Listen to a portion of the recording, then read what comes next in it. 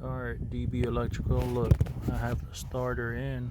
It was working good in the beginning when the truck was cold, and it started up 2-3 times pretty good, but took it out for a test drive for 10 minutes, came back, turned it off, turned it back on. It didn't want to turn on, and this is the noise it makes.